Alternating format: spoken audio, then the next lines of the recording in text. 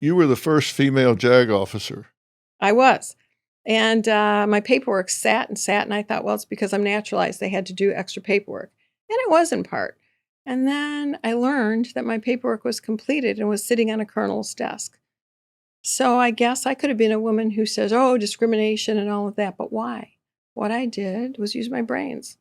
I just said, I'm going to volunteer. So I volunteered, called up the colonel and said, I know the paperwork's there. Let me volunteer and get ahead of the game. I know you're busy doing a lot of court martials and all that other. And he said, okay. So I showed up. I was a lot younger, thinner, and prettier then.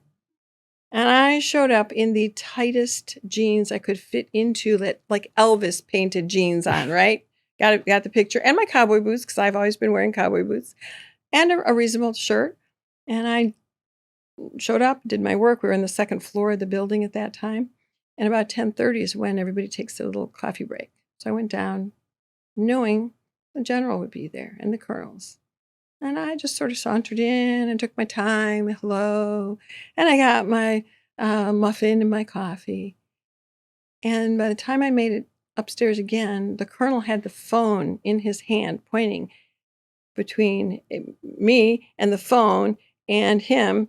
And I could hear the general screaming, who is that woman? Why is that woman here?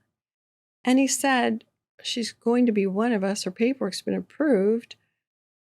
He says, well, where is the paperwork? He said, I think in the colonel's office next to you. And the general screamed, get that woman in a uniform. The very next weekend, I was sworn in. The rest of that story is they took the contract. They took out 6 years and put 8. I said, sir, please put 20. I will stay my 20. He swears me in, and then he says to me, Aquilina, the only thing that would have been better is if you were black. Because I was the only minority they had. So you made them uncomfortable. Yes. Well, it worked, and you did put in 20. I did put in 20, and I won so many cases and kept in so many people that at one particular camp where I saved a lot of careers because they had done sloppy work, and I had done my homework. And I cross-examined a lot of commanders, and they were shaking and turning red. And basically, it was entertaining for me to watch under cross-examination, which is a lot of fun, as you know.